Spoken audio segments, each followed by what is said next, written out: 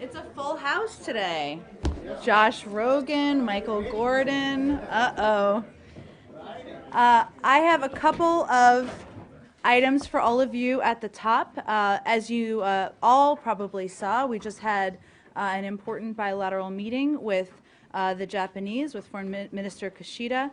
Secretary Kerry and Foreign Minister Kishida gave extensive comments after the meeting to read out the meeting, but they did discuss a full range, of course, of bilateral, regional, and global issues, reflecting the strength and breadth of our alliance with Japan. And you saw the Secretary say at the end of his comments that he looks forward to more discussions in the weeks and months and years ahead. On a lighter note, the opening ceremonies, as you all know, of the 2014 Winter Olympics occurred at 11 a.m. Eastern Standard Time this morning and will be broadcast in the United States tonight. We are, of course, very proud of Team USA, a team that represents the diversity, openness, and inclusion of the United States. And we just wanted to show you a little video while we're here in honor of the kickoff. Every 4 years, the world gathers to compete in the Olympic Games, to rediscover the phenomenon of connection that transcends differences of team uniform, language, and culture, which is powered by a shared universal passion for love of the sport. Hello, I'm Michelle Kwan, and here at the U.S. Department of State, we believe that the Olympic and Paralympic Games are a time to showcase the power of sports to promote cultural understanding among people around the world. So we wish all athletes good luck as they compete in the 2014 Winter Olympics and Paralympics.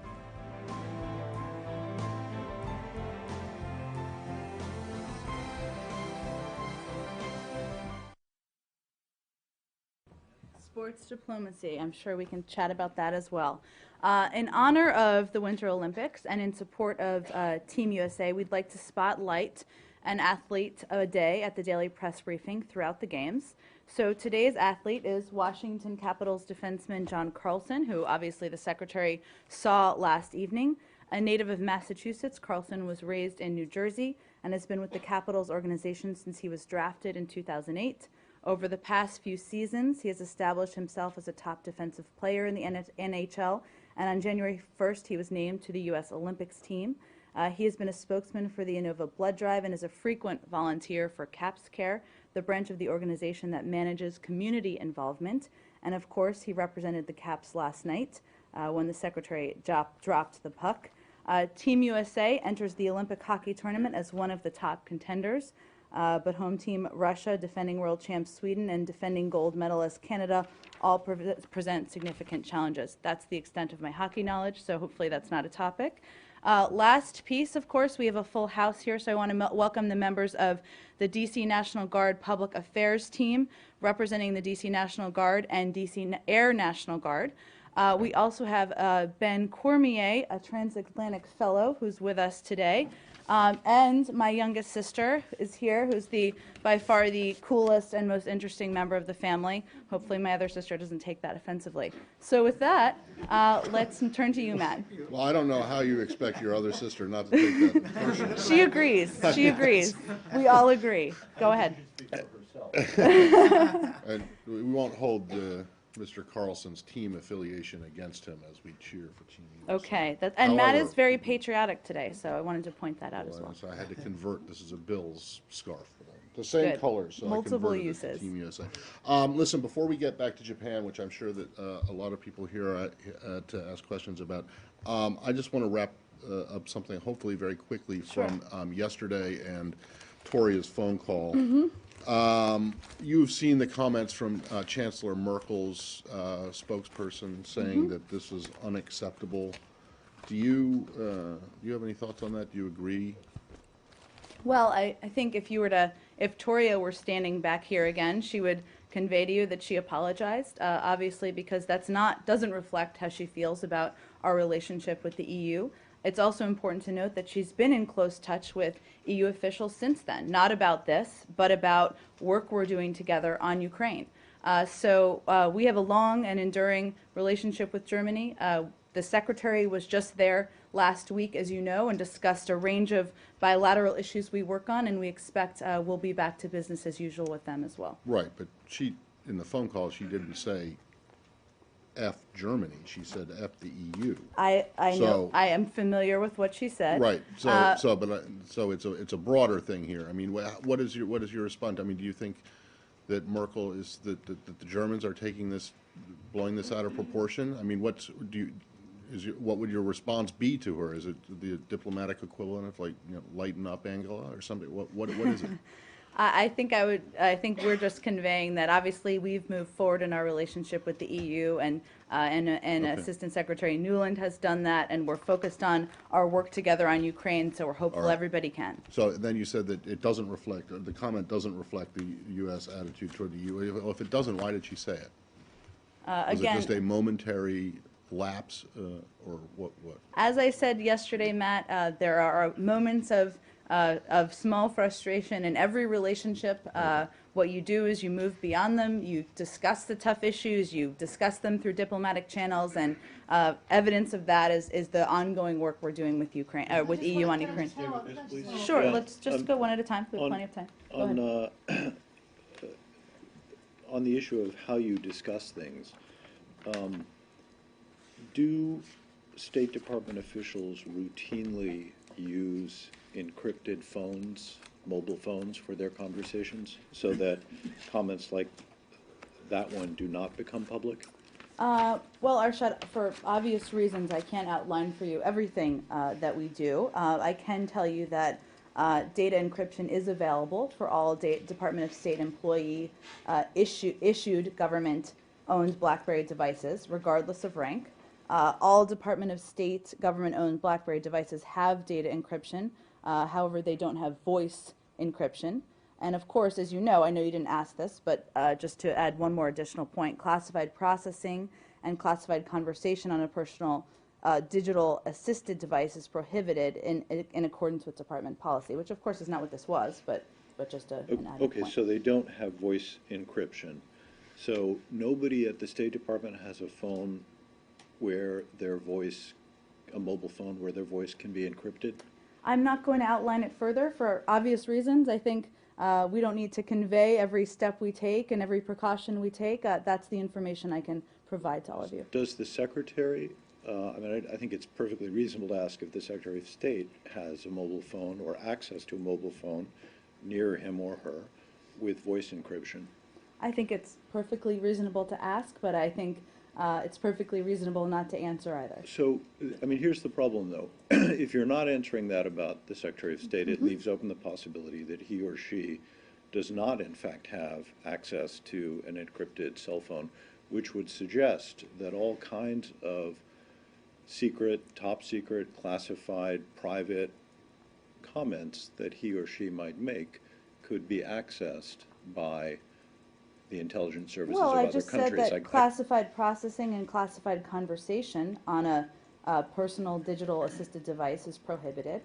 Beyond that, all I'm conveying is that we're not going to outline every step and precaution we But, take and what we have access to, whether that's the secretary or anyone else in the administration. But here's, I don't, several things I understand. When you say personal, do you mean privately owned? Any device that you're having conversations on that is Okay, so you're not allowed to discuss classified material on a device, correct? on an unclassified, right, exactly. Okay, so then the next question is, was Assistant Secretary Nuland discussing classified matters on this phone? I don't think anyone would take that as a description of what happened. Okay, well then, the next question is, though, why would you not be able to at least tell us that the Secretary has the capability, indeed routinely uses, an encrypted cell phone? We have a range of capabilities, obviously, that many people have access to. I'm not going to outline them from the podium because we don't think there's an advantage in that. But here's the thing, I can understand why you wouldn't want to say everybody up to the rank Sure. of, PDAS doesn't have one, but everyone above does, because then presumably people would start bugging the lower ranks.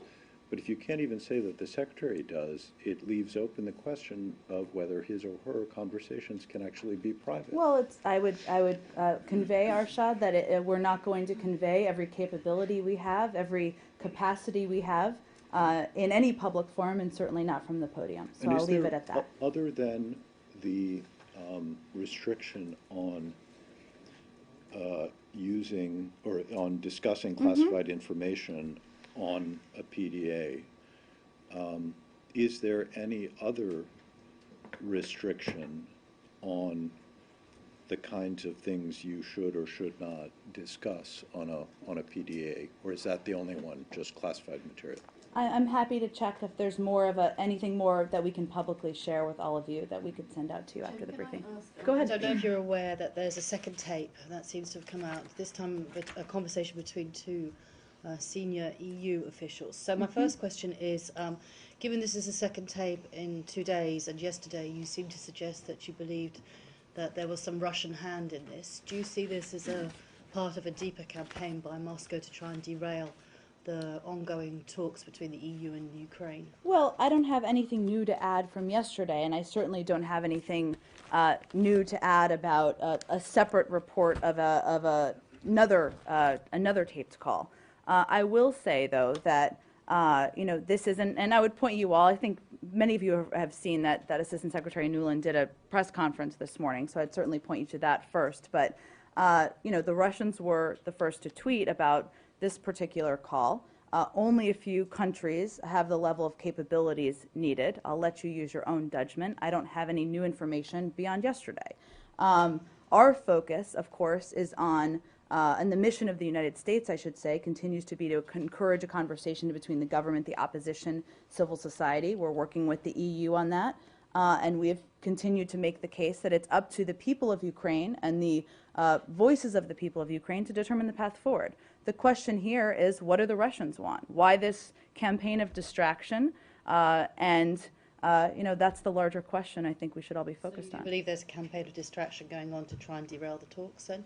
I think it's distracting from the issue at hand, which is, and I wouldn't go so far as derail the talks as much as distract from the issue at hand, which is the voices of the people of Ukraine and what they want to see in their future.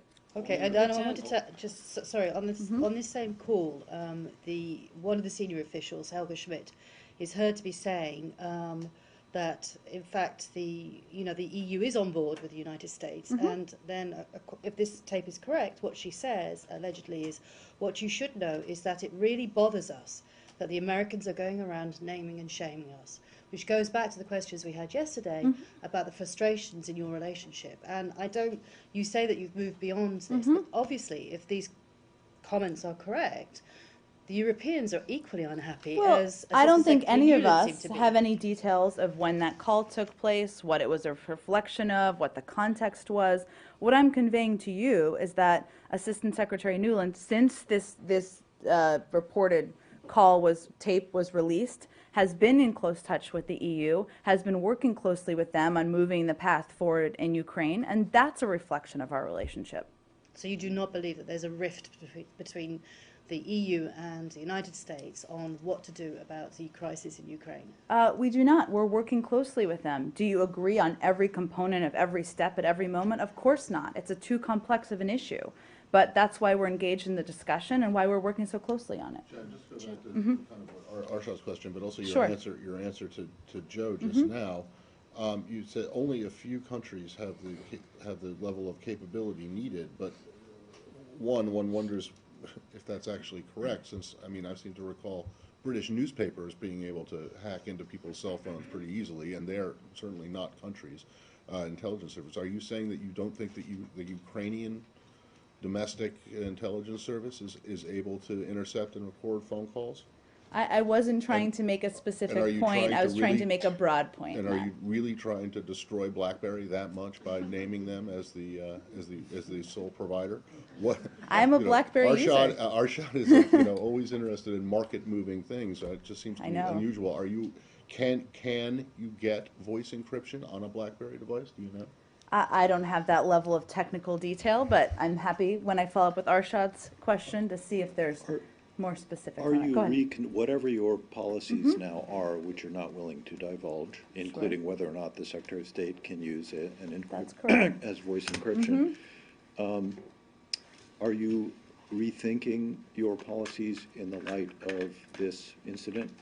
We're always taking a look at that, always. We're always evaluating. I'm not aware of a new look, but we're evaluating every single day, Arshad. Why wouldn't you take another look at it now?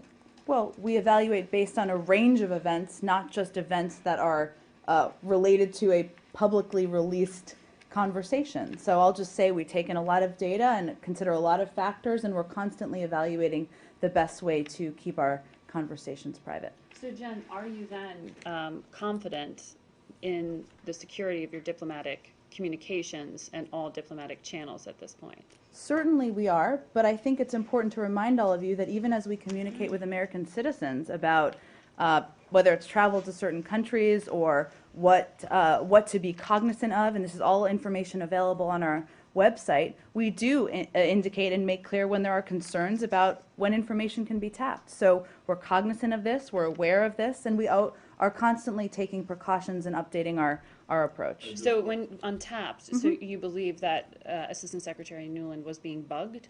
I don't have any other further analysis for you than what I provided yesterday. In terms of your answers to all of these questions so far, specifically the technical questions, you believe or you know that at least one person involved in this conversation was using a BlackBerry or some kind of a cell phone. I don't know for fact the details of what phone lines individuals were on. All right, but do you have any concerns because of this incident that the embassy either the embassy in Kiev itself or the EUR bureau here, this building more generally, is that the security of it has been compromised enough? Is there any Not concern that I'm about aware of, Matt. Would you be aware of if this were a concern? Again, obviously, we're closely looking at this, or not at this, but we're closely looking at these cases every single day. I don't have any new information for you. You said that you are confident in response to my colleague's question. You said that you are confident in the security of your diplomatic communications. Given one, WikiLeaks, and two, this, why are you confident? Well, I think, Arshad, we've always been clear, and been clear-eyed, I should say, that we need to be vigilant as it relates to conversations, as it relates to information.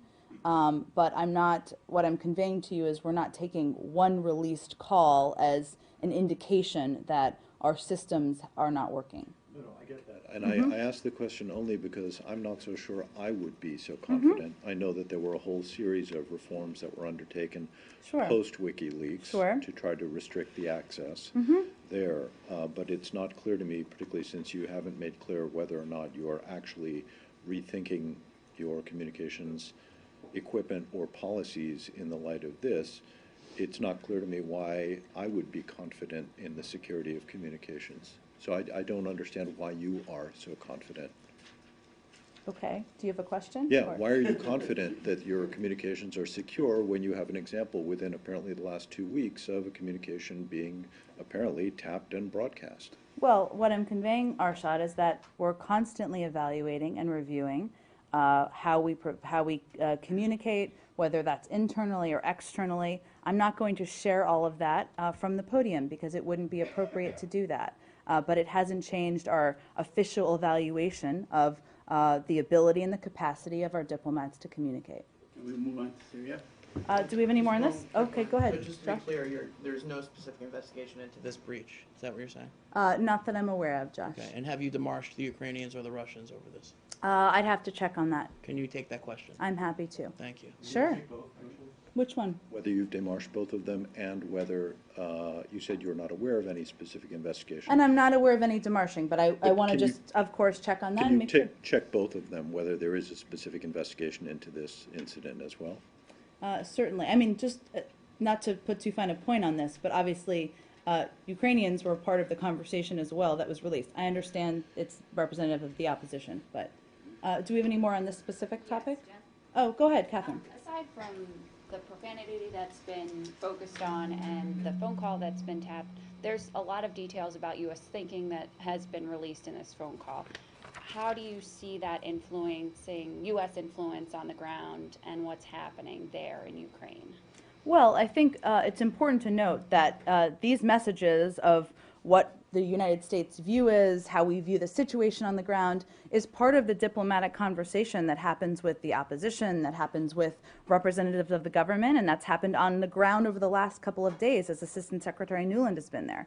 The Secretary also met with both the opposition and briefly stopped by a meeting with the Foreign Minister last weekend. So I said this a little bit yesterday, but as a part of the process of diplomacy, you often do have a conversation of what the circumstances are, what your view is. It's of course up to the people of Ukraine, whether that's a representative of the opposition or others, on what the path forward will be, but that's part of the conversation you have through diplomacy.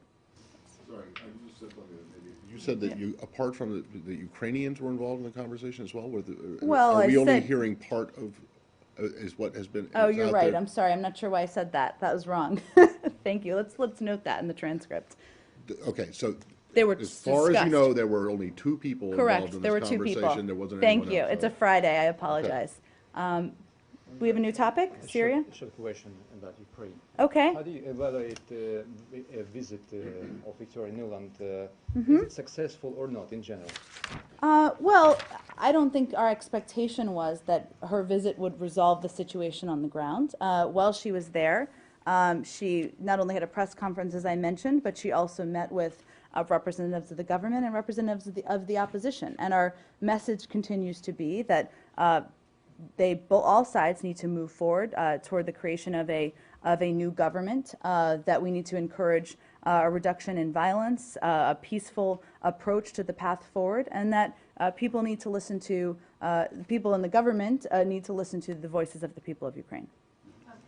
Sure. You said that the release of these tapes is distracting, and I just wondered whether it had distracted any of the conversations between Assistant Secretary Nuland and particularly Ukrainian President. No, honestly, Joe, the focus of their conversation was on the path forward. It was not about the release of the tapes and the reports. It's, No, I it's understand distracting in the public domain, certainly. But it didn't compromise or have any effect on her actual talks on the ground, because they're not easy talks that she's Sure. in. Yeah. It's, of course, it's a challenging situation, but no, she was able to have substantive conversations with both the government and the opposition. And do you know if she's had to or has indeed apologized to any of the Ukrainian opposition leaders who she was characterizing in the telephone call? Well, I know she spoke to this morning, that she's been in touch with them, of course, and she has a great working relationship with them, as do other officials from the United States government and officials from the EU, and she fully expects, and we fully expect, that will continue. Any more on Ukraine, just to finish that? Okay, Syria. On Syria, do you have any comment on some reports that say that you and your allies in the Gulf Cooperation Council country are arming feverishly and readying certain, militant elements to attack Damascus on the eve of the talks on the 10th, that they want so they can gain some sort of leverage? I'm not even, honestly, Saeed, aware of what specific report you're referring to. Okay. Would you Well- know where it was published? Yes, it was published all over the Arab media. Okay. Sorry, I mean, I use the Arab media. So they're saying that, especially in the Gulf, the Gulf media, they're saying that the armed opposition is getting arms and it's getting training and it's getting professional advice on how to attack Damascus over the next, 30, 72 hours, whatever it is, so they can gain some sort of leverage in the talks that will begin on Monday. I don't have anything on that report for you. Okay. Michael? Now, do you for the talks on Monday, what do you expect? What is your role? What will your What role is our be? role, the Yes, United what States is your role? Yes. Well, as it was just a couple of weeks ago, our role is to be there as an outside advisor to work with the opposition. Ambassador Ford will be on the ground, and he'll be leading a team. We engage with the opposition, as well as UN Joint Special Representative Brahimi, the Russians, the representatives of the London 11, and we're all striving, of course, to do what we can to help Brahimi's efforts succeed. So I expect we'll continue to play a similar role to the one we played in the first round of negotiations. Would that be in light of, during the conversation with CNN, the interview with CNN, the secretary suggested that, yeah, there's been some sort of, some negative aspect to the policy thus far. Will any change will be reflected in these talks as far as U.S. position in terms of aiding the opposition sort of more robustly? Well, I think what we learned from the last round of talks, or what we're encouraging moving forward, is certainly for the regime to encouraging the regime and pushing those who are influential with the regime to encourage them to engage more constructively in the next round, which means discussing the implementation of the Geneva Communique, including the establishment of a transitional governing body.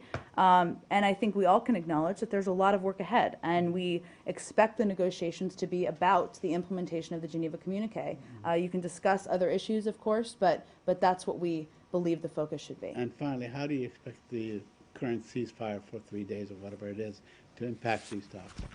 Well, let me be very clear on that. I think a more apt description is that this is a pause in hostilities to allow humanitarian access.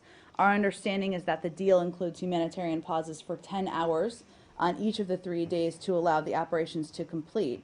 But again, we've actually even received reports, as many of you may have seen, that the regime shelled homes overnight. So I don't think ceasefire is an accurate description of what's happening on the ground. Michael. I wanted to follow up on that. Okay. Do you have any information? I know it's primarily coming from the United Nations, but do you have any information on how many people have been able to leave old homes? What assistance has been delivered, if any? And also, some of the reports had indicated that not only had the shelling occurred, but it had been more substantial than it had been increased, really, over previous days. Is that the case, to your knowledge? I unfortunately, we've seen the reports. I would, as you noted, point you to the UN on this. But, it's important to note, since you gave me the opportunity here, that we do have, and Elise asked this question yesterday, and I talked to our team to follow up. And given the UN is controlling and monitoring and running this entire process, given the regime's past actions and its utter disregard for human life, we do not expect any goodwill will come from the regime. So we are taking every statement that is made with a grain of salt. We've seen the reports overnight, and it's a very real possibility that once the evacuations and humanitarian assistance deliveries are complete, the regime could bombard the old city of Homs, as there has been a trend in the past. We don't know that's going to happen. We hope that's not going to happen, but we have those concerns. In terms of the numbers and specific numbers of people who have been moved out, the UN really has those specific statistics. Apart from stating these concerns publicly, have you conveyed them through Brahimi, through Russian officials? How have you conveyed any sort of message to the Assad government to try to dissuade them from carrying out this action, and how have you done that? We have in the past. Let me check and see if there's been any specific message conveyed over the last couple of days as it relates to this particular Is that something evacuation. you could get back to us on today, Yeah, please? absolutely. I'm happy to. Okay. And are you Syria? No. Let's just finish Syria, and then we'll go to the next. Go ahead. Yesterday, there was a statement issued by the U.S. Treasury, and in that it was arguing that Iran and several people, operatives in Iran, with the knowledge of the Iranian authorities, have been helping Al-Qaeda operatives in Syria for some time. It's rather appalling statement, while everybody thinks that Iran supports Assad regime against Al-Qaeda. How do you explain that? Well, I think you're referring to the Treasury designations yesterday, right? Yes. And the way that it was phrased, or what it indicated. I'm not sure. Well, can you repeat your question a little bit? I'm trying to understand what you're asking. According to statement, there are several people. One of them is Yassin al-Suri. These guys have been transferring fighters into Syria via Turkey. And they've been doing this for a long time. And my question is, how do you explain while everybody thinks Iran is supporting Assad regime against the Al-Qaeda elements in Syria? Well, I think it was a reference to financial support or some financial supporters Also of elements. Right, who were designated as part of this. I would point you to the Treasury Department for more specifics on it. I mean, our view and policy hasn't changed on it, but that's referring to a designation they announced yesterday. Another way of asking, what is your take on Iranian role in terms of supporting Al-Qaeda elements in Syria, which this statement clearly indicates Iran, with the knowledge of the Iranian authorities, have been helping Al-Qaeda within Syria? Well, I don't want you to go too far down the road on what the Treasury designation meant or didn't mean. Obviously, you know, we speak for our foreign policy here and what our approach to these issues is from the State Department. I don't really have any new analysis for you to offer. Any more in Syria? Go ahead. Jonathan Karl, what do we owe this pleasure? It's great to be back in the building. Okay. I just have a few questions on the president's nominees to be ambassadors around the world. What, in a nutshell, are the essential qualifications to be named U.S. ambassador? Well, fortunately, the United States has diplomatic relationships with many, many countries around the world, as you know. And we have ambassadors who are from political backgrounds, who are from financial backgrounds, who have run companies large and small. But our process has continued to be, or our approach has continued to be, approximately a 70-30 balance of career employees. So people have been working through the Foreign Service and serving around the world, building that level of experience. And then about 30% from outside the private sector. Over the course of history, there have been many, many ambassadors who have come from outside of the career path who have been very successful. You know, just to point you to a few, Sergeant Shriver, former Vice President Mondale, Pamela Harriman. There are many who have been very successful serving in these roles in countries around the world, and that's a part of the reason why this will continue. So, as you know, there's been some criticism of the specific qualifications of some of the recent nominees. I mean, George Souness didn't seem to even know what type of government Norway has, called one of the members of the ruling coalition a fringe element. So I'm wondering, does an ambassador have to have at least some basic knowledge of the country that he is going to? Well, I think ambassadors go to countries, obviously that's the goal, but the ambassadors go to countries to represent the United States, to be a resource to people on the ground. We've seen those reports, we've all read them, but I would encourage people to give those who have had tougher hearings a chance to go to their countries and see what their tenure will entail. And the judgment can't be made about how effective they'll be or how appreciated they'll be by the government until we have that happen. So right now, you have the percentage is 37%, which is considerably more political appointees that George Bush had, considerably more than Bill Clinton had. And I'm going through the list. I mean, most of these gave hundreds of thousands of dollars or raised hundreds of thousands of dollars for the Obama campaign. How much does it cost to become an ambassador, to be named ambassador in the Obama administration? Jonathan Karl, always a TV question. We don't determine. Well, it's a serious question. I mean, I'm not. It is a serious question.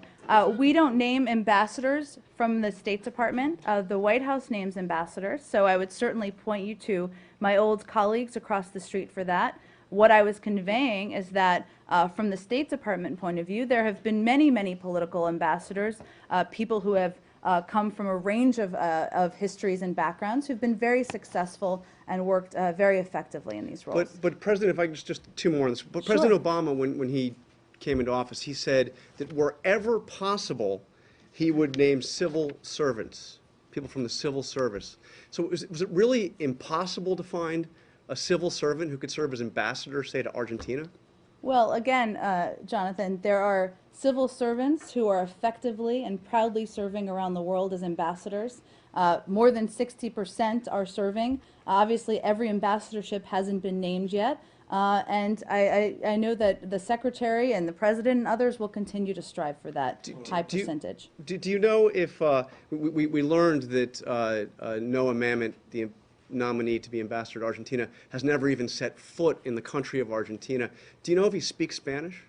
I don't have his personal biography in front of me, but what I will convey is that, you know, I think, as I said before, judging somebody's effectiveness or what role they'll play or how strong of an ambassador they'll be, you can't do until they've spent some time working in the job in the country. And just very last question on this. So Sure. can you just explain to me why, despite President Obama's promise that he would, wherever possible, name civil servants, why is it that President Obama is naming more political appointees than his predecessor? I would point you to my good buddy Jay Carney for that question, but let me just be clear and just reiterate that there are ambassadors who come from all different backgrounds, whether that is, and political is not even the right definition, because these are business leaders. These are people who have worked in the private sector in incredibly impressive roles, who are going to represent, serve as public servants overseas.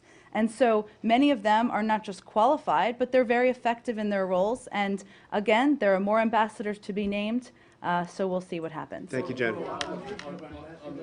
One moment, Said. One moment. We'll get back to you. Go ahead. Since you were with the campaign and also at the White House for at least part of the first term, did the president actually use the word civil servants? That he would promote civil servants into ambassadorships? I'm certain he did not, given that Foreign Service Office. You would like to draw. You would like to draw a distinction between civil servants and foreign servants. Employees. Foreign service. There's a distinction, is there not? There certainly is. But they all work together. We all work together in one happy family here, Matt. I'm not suggesting I that know, they don't. I know I you're just want to make clarifying sure. for the record. Because I don't remember him saying that. But if he did in fact say civil servants, I mean, did he say civil servants? And if he did say, did he? Since you were with him at the time, did he mean to say foreign servants, or did he mean both? I suspect he meant career employees. Because the concern that's been expressed from these questions, but also from ASA and others, is that ASA in particular is more concerned about foreign service officers, rather than civil service officers. So I want to know. I don't object to the questions. I just want to know if the president meant literally civil servants. Well, I unfortunately do not have a photographic memory of everything he's ever stated, but I'm happy to look into these questions, and if there's more to convey, we can convey that. More to the point on one moment, we'll get to you, I promise. On the Argentina question, the testimony, or at least some comments by two senators during that nominee's confirmation hearing have provoked some anger in Argentina. I'm assuming that you stand by what the ambassadorial nominee said regarding Argentina being a mature democracy, and that you do not agree with the comments of Senator Rubio, and I can't remember who the other senator was, but who questioned whether Argentina was a stable and not about to hit another epic financial crisis. Yes, that's correct. That is. While we're on ambassadors, okay. Yes, absolutely. In the event that Ambassador Ford leaves at the end of the month. That was quite a pivot, Said. Yeah. In the event that he leaves, how would you replace him? Because on the one hand, you don't have an embassy in Syria, but on the other hand, he's very involved with the opposition and so on. So explain to us how, in this case, how would you appoint an ambassador to Syria? Well, I understand and appreciate your question, but Ambassador Ford is headed on Monday to Geneva to, as a part of his very important portfolio of working on these tough issues. So I'm not going to entertain how we would replace somebody who has not announced that they're departing. Do we have any more? Let's finish on, okay. Two on Argentina. Ladies first, and then we'll go to you next. Okay, go ahead. Thank you. Given that Senator Rubio called Argentina more insolent than North Korea, is there any concern that and Argentina reacted angrily this morning, is there any concern of potential impact in U.S.-Argentinian relations? I would not say that there is. I think we speak from here on U.S. government policy, and obviously there are a range of comments on a range of issues that are made every day from not just members of Congress, but officials around the country. So I would just point them to our view here. Just a quick follow-up on your point that sometimes political appointees can make good ambassadors. There is a track record here, according to the State Department IG's office, Obama's appointee to ambassador to Luxembourg, ran that embassy into the ground, the ambassador to the Bahamas, took 270 personal days in a year and a half. The ambassador to Belgium was reportedly investigated by your own IG's office for procuring prostitutes in the park in front of his house. So I'm wondering if do you draw a distinction between people like Walter Mondale, who are like lifelong public servants, and political donors and bundlers who have no professional or international experience whatsoever? Well, Josh, I would say obviously I'm not going to speak to a range of reports, and there are people of all sorts of backgrounds that make poor choices, and in some of these roles. But what I was conveying is that there are people who have broad backgrounds in as leading companies, backgrounds working in important roles in the private sector, who take the step to be public servants, and that's an important thing. I think we should all applaud, and that's part of what we're seeing. So, Jennifer, yes. let's go to Argentina. Sorry, we did. Okay, go ahead.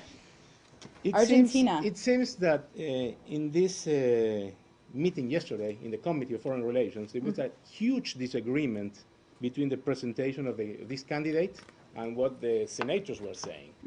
There were a lot of things were mentioned there, like programs for drugs, systems that have to be with the economy that is failing. One senator compared Argentina to North Korea. Also, they talk about the freedom of the press.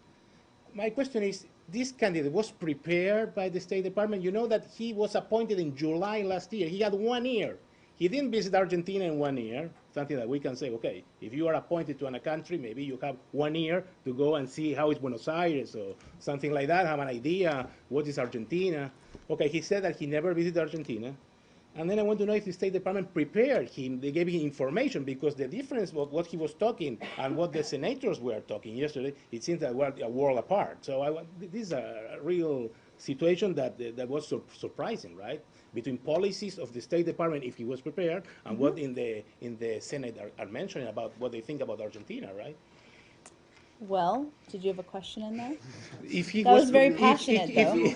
If he was trained, if this candidate was in some way helped, or he received information from the State Department to make his presentation, or he absolutely was not prepared at all, and he went there and he saw really harsh comments about Argentina that maybe he never hear Well, about. I can assure you, we work closely with ambassadors. We work closely with them leading up, and we will continue to do that.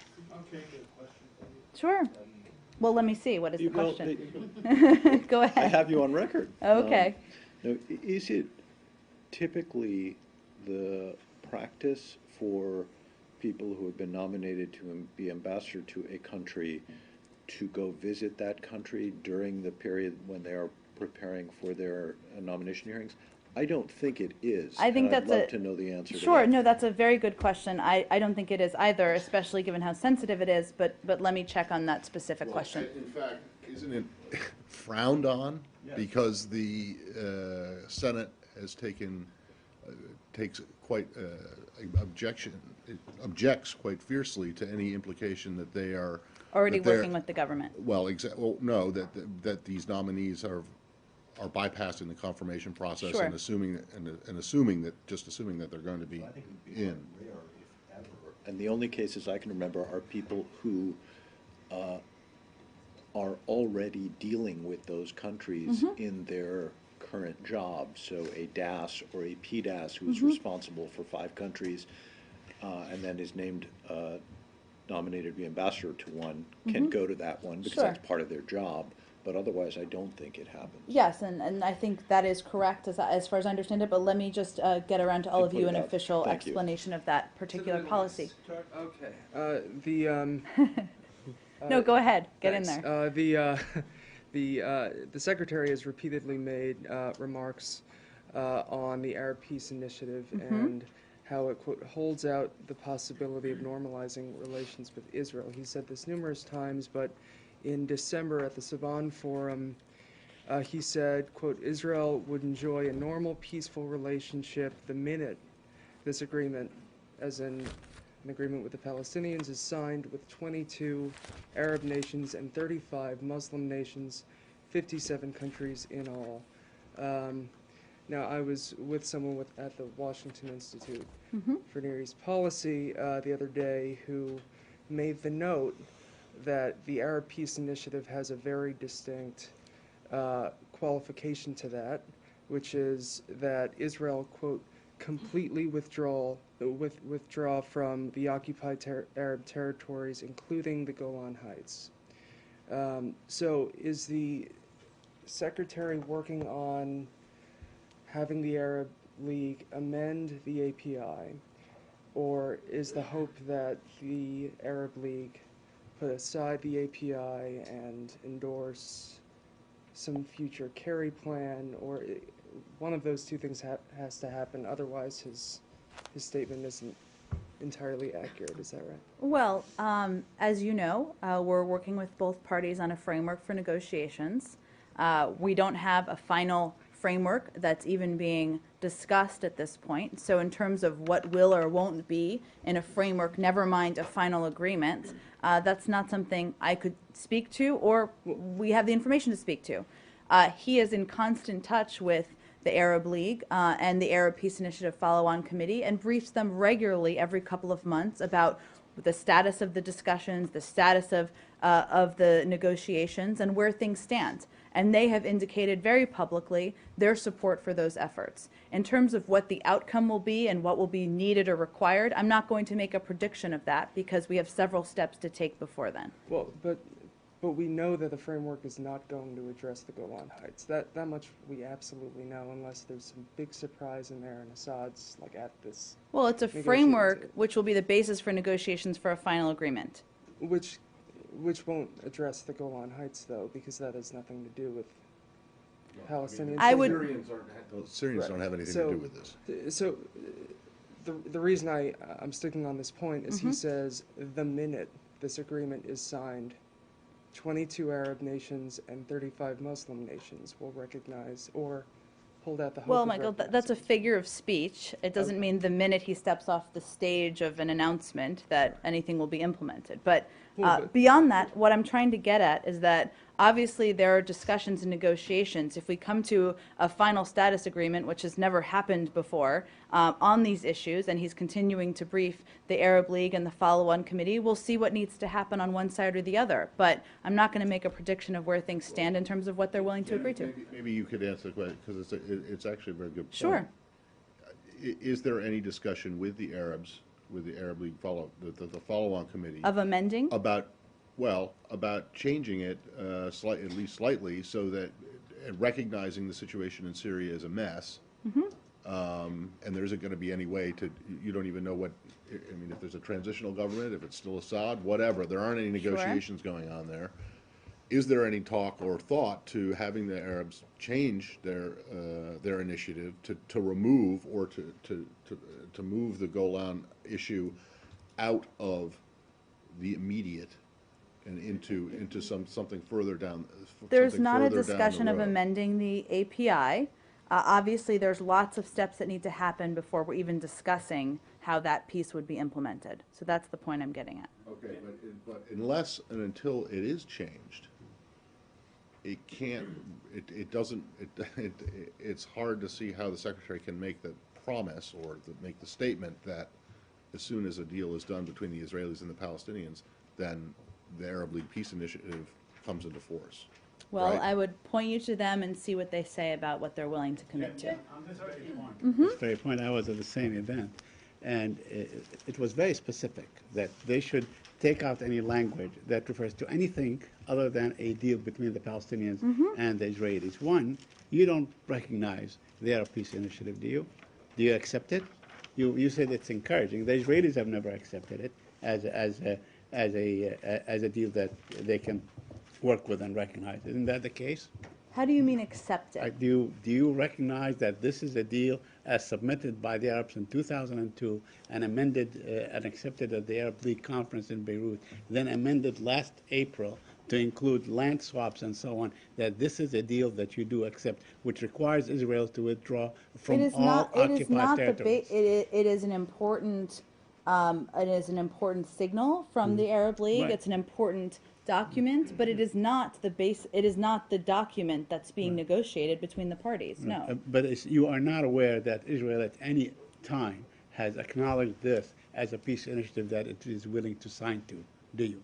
That's not what's being discussed between the Right, parties. But you are not aware that Israel has agreed I think to I this answered your peace question. initiative. Arshad? Thank you. Slightly technical thing, and I Okay. don't know if it's been drawn to your Sure. attention. The Treasury Department sanctioned an individual whom it says is part of a network of Al-Qaeda operating in Iran that has used Iran as a transit point to funnel fighters into Syria to fight with I think we just Al-Qaeda-linked talked, groups. we just answered this. Yeah, no, but I didn't quite understand the answer, because I guess fundamentally the question is, do you believe that Iran is arming or aiding or assisting both sides in the conflict in Syria? I don't have any more information on the specific designation, so let me just check and see if there's more to convey. Okay, the fundamental question, though, is that one. Does the U.S. government believe Iran is playing both sides of the coin and aiding fighters on both sides in the Syrian conflict? And we're talking about an individual here who was assisting, so that's an important point, but I will check and see if there's more to add. It is within the knowledge of the Iranian authorities, and it has been going for a while, so it is more than individual. I understand your question, but it's about financial support for it. Also So fighters. I will check and see if there's more we can convey, and of course I'd point you to the Treasury Department, who's the experts on this. Go ahead. Turkey? On Iran, one more here. On Iran, there is a scheduled meeting tomorrow with the IAEA and some Iranian officials to talk about what the Iranians describe as ambiguities in the technical agreement for the nuclear deal with the West. What is the process here in terms of information and briefing at the State Department following that consultation in Tehran? Obviously, we're in close touch, but as you know, the discussions are beginning 2 weeks from now on the comprehensive talks. The IAEA has, for the most part, been a separate process that was started before there was an agreement on a first step agreement. So in terms of specifically what would be read out, obviously we receive briefings and updates on a regular basis, but I'm not aware of anything unique in this case. So you don't think the February 8th technical discussions about these so-called ambiguities are going to impact the February 18th start under the EU? That's not our expectation, no.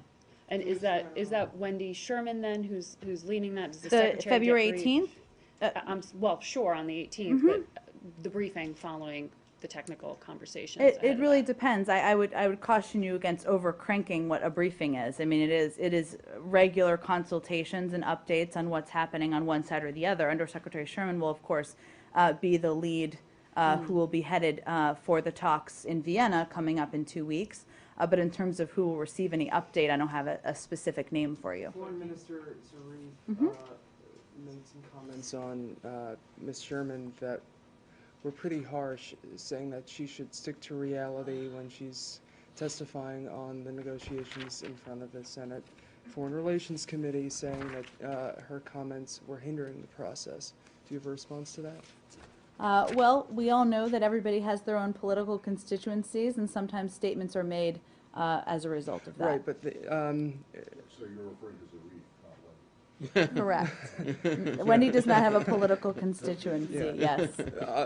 Senator Menendez, who has been in fact, the author of the bill that you and the administration has opposed, came out with a pretty significant speech yesterday on the floor of the Senate, conditionalizing his bill and saying that it may not be the appropriate time. AIPAC then came out with a statement saying, "We agree with the chairman that stopping the Iranian nuclear program should rest on bipartisan support and that there should not be a vote at this time on the measure." Do you commend AIPAC for the statement? Well, we welcome them to the support for the diplomatic path forward. On the Israel issue, 2 things. One, do you have anything to say about your group, your delegation in Tunisia walking out of the speech by Mr. Larijani? And I have the second one. I think I've seen that, Matt, but I don't know that I have anything on it for you. So let me get something for you post-briefing. All right. And sorry, go then ahead. second, do you have any response, favorable or unfavorable, I suspect, there won't be anything unfavorable to Foreign Minister Lieberman's speech this morning, in which he gave somewhat of a strong defense of the Secretary and his efforts? Well, we certainly welcomed his remarks and his sentiment and the importance of the peace process, and it's a reflection of course, the belief of many people in Israel that a two-state solution is the right outcome at the end of this process. Do you believe that these words coming from Foreign Minister Lieberman, someone who just several years ago was not exactly the most was not looked upon by the administration as a particular friend or a friend of the peace process, do you think that this marks a turning point in the somewhat caustic back and forth that's been going on since the Secretary's comments in Munich? Well, it certainly is a powerful statement and a powerful message given his history and his background on these issues and where his view was. We'll see moving forward. It doesn't mean there's an end to opponents for a two-state solution, an end to opponents of a peace process, but certainly we're hopeful that we can get back to the focus on the difficult issues at hand. Let's just say it one at a time, just give everybody a chance. Does the Secretary believe in the goal of a nuclear weapons-free Middle East? I think, Josh, that I think we've talked about this before. I'm having sort of a flashback moment. Refresh me. Look, Josh, I know we encourage anybody, any country to sign on to the NPT. You're familiar with the conversations we have with a range of countries on these issues. Beyond that. So you won't say whether he's for the goal of a nuclear weapons-free Middle East? I think you're familiar with our actions, which speak to what our efforts are. Let me put a I got this. Let me put a finer point on it. Has the Secretary been communicating to Arab and Gulf leaders that he intends to, following an Iranian nuclear deal, pursue a weapons-free, nuclear weapons-free Middle East? I don't think that's been part of his talking points. Obviously, we're focused on our efforts as it relates to the P5+1 negotiations and a comprehensive deal. Our efforts in our engagement with a range of countries where we have concerns about their programs. So it's not in his talking points, but has he been saying that to those leaders in those meetings? Not that I'm aware of, Josh. Does the Secretary agree with the President's stated goal of having a nuclear weapons-free world? Of course. He does. And is the Middle East part of what we would call the world? It is part of the world. So should we therefore assume... All right, bringing it back to the level of reality. Okay, so that is reality. Yeah, but not aspirationally. I'm talking on a policy level in his communications with leaders in the region in the context of the Iran P5+1 negotiations and the discussions surrounding those negotiations. My information is that the Secretary has raised the issue of a nuclear weapons-free Middle East as part of his overall vision. Well, certainly, as Matt said, as the President has said, we have concerns about efforts toward creating and using nuclear weapons anywhere in the world. And he's expressed that, of course, as it has been necessary in certain meetings. But I'm not sure where you're getting at here, Josh. Do you have another question? No. Okay. Can we stick around the Palestinian-Israeli issue? Sure. 'Cause I think we went back and forth on this. Okay. Can you update us on any kind of talks that may be going? Is Envoy Endick doing anything this week or next week? Well, I believe he may still be on the ground, and he's been meeting with both parties as we work to close the gap, narrow the gap on a framework for negotiations. Okay, so and there are no plans for you guys to go and meet with both sides over there? I don't have any announcements to make about a trip to the region. One more follow-up. Sure. On the Iran bill, is the administration at this point confident that that there won't be a vote in the Senate? And I know we've visited this multiple times, but should a vote come to pass, is that, as the Iranians have said, a violation of the Joint Plan of Action, or is the full implementation of the Nuclear Weapon-Free Iran Act of 2013 a violation of the Joint Plan? Well, I think the important point here, which I've made in the past, but I realize circumstances have changed a little bit in favor of no vote, I should say. But it's not just about what specific technical piece would violate. It's about what message we're sending during fragile negotiations with partners around the world who have also committed not to move forward with new sanctions legislation. while we are about to approach comprehensive talks. So that's why the Secretary, the President, and others have continued to make the case that we should not take action as it relates to putting new sanctions in place. I understand it's a messaging question, but is it also a technical question? It's not just a messaging question. It's a strategic question as it relates to the negotiations. And and the 42 senators in the Republican caucus who say that this is becoming a partisan issue, this issue that has consistently been a unifying force in the Senate, is that a concern to the administration? It is, our view is it is not a partisan issue. It is about what is the best path forward, and that's the diplomatic path forward as it relates to Iran and our concerns about Iran acquiring a nuclear weapon. That's why we think legislation, whomever supports it, whether it's Democrats or Republicans, is not the right step. Turkey? Jen, I have a question probably on Turkey. About the breaking news as we were coming in about the plane that has been diverted from the Ukraine to Turkey. From the State Department's conversations with your Turkish and Ukrainian allies, what can you tell us about the situation? Do you believe this is an isolated incident? And how serious do you assess this threat to be? Well, Catherine, as you noted, this just happened before, or the reports of this just happened before I came out here. I would, of course, refer you to the Turkish government. We're in close touch. Our team on the ground is in close touch with Turkish authorities, but I don't have any analysis for you at this point on what it means or what it's an indication of. When was Secretary Kerry made aware of the flight diversion? He was in a bilateral meeting with the Japanese while these events took place, so I would assume after it, but I haven't seen him since the bilateral meeting. Do you think this will change the State Department's travel warning that's out there for U.S. citizens or change any security plans on the ground in Sochi? Well, Catherine, obviously we take in a range of information as we make those evaluations, but again, because this just happened and Turkish authorities are looking into it and what it means, I don't want to go too far on what it will mean in terms of what we implement. Let's look. I'm not going anywhere. Let's just do one at a time here. In the blue blazer there. Thank you. Just. I know. Sorry, Matt has weekend plans. Go ahead. Quick question on the rules changes for asylum seekers that were published this week in the Federal Register. As you may know, some folks on the Hill have said that the administration doesn't have the power to reinterpret the law in this way. How do you respond to that? What legal authority would state cite? I understand it's both state and DHS. I really don't have information on this, so let me talk to DHS and talk to our team who works on these issues, and we can follow up with you following the briefing. And one other issue, do you have, apparently the majority staff of the House Foreign Affairs Committee came out with a report on Benghazi today and was critical of the ARB for not reviewing or commenting on senior officials, including Secretary Clinton, Ambassador Kennedy. Do you have any response to that report? Do you have a specific question about the report, or? Just, I mean, would you agree that you know, there were significant issues, questions left unanswered by the ARB's failure to comment on or review the conduct of senior officials?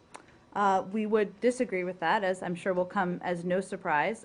There was a thorough investigation, including interviews with more than 100 people, the review of thousands of documents, and hours of video that were included.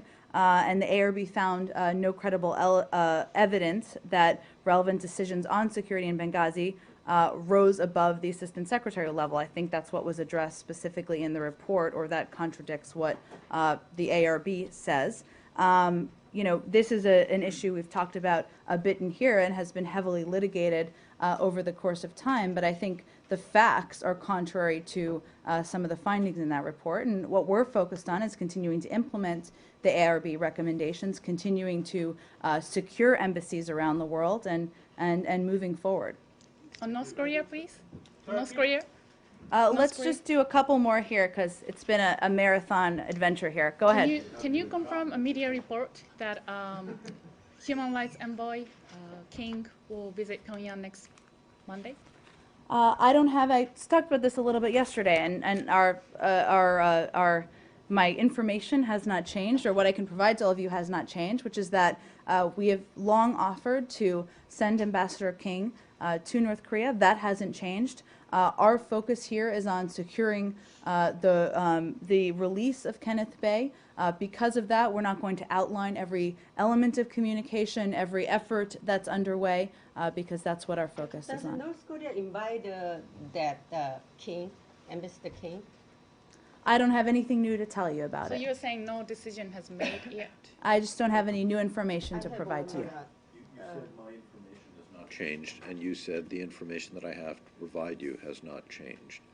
So you have information about this that you can't provide us?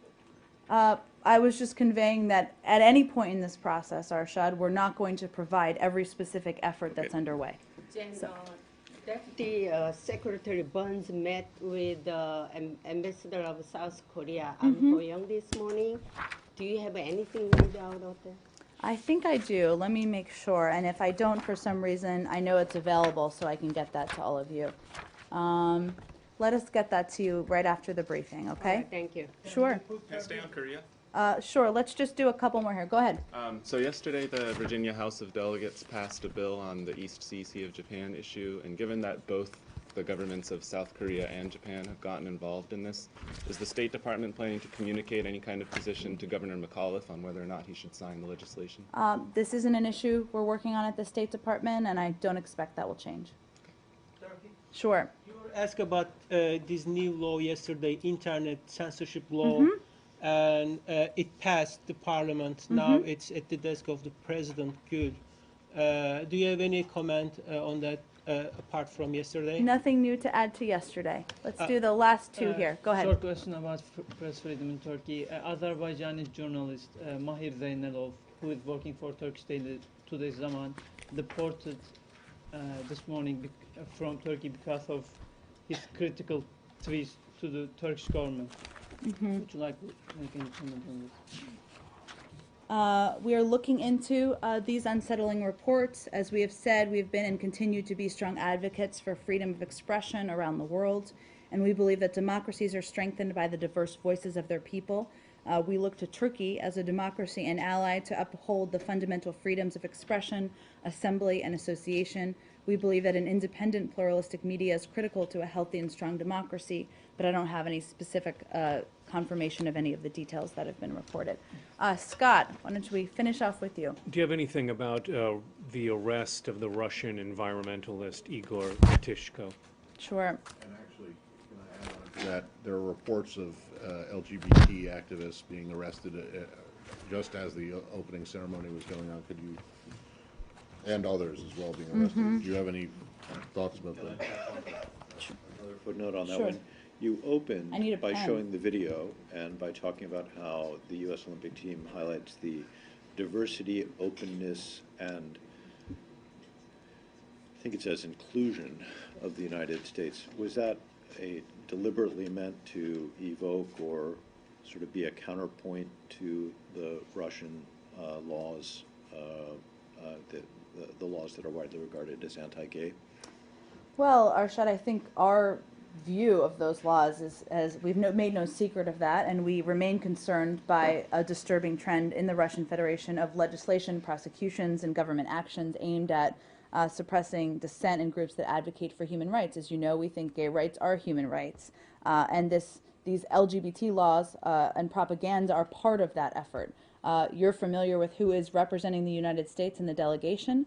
It's important to note and represent what our views are, and certainly all of that reflects the views of the United States on this particular issue and how it contrasts.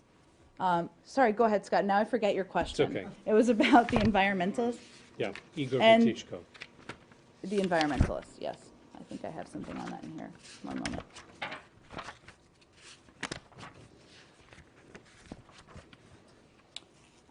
We are, and this loops in all of your questions, I believe. The United States is troubled by the arrests of and government pressure on peaceful civil society activists around the Sochi region of Russia in the days leading up to the Olympics. These arrests call into question the Russian government's commitment to allowing individuals to exercise their basic freedoms. The United States continues to support the rights of all Russians to exercise these fundamental freedoms of expression and assembly. These rights are enshrined in the Russian Constitution as well as in international agreements to which Russia is a party. Thank you. Did you have another one? Sorry. Yeah, unfortunately, Okay. sorry. You said there was one on that. They call into question the commitment. So are you entirely satisfied with the opening ceremony and what's happened around it? Not in terms of the actual ceremony itself, obviously, but in terms of the Russian government's steps, measures that they've taken that they think they need to have, that they think they need to take to secure the place. We'll certainly work on, security Well, wise. no, Okay. but I think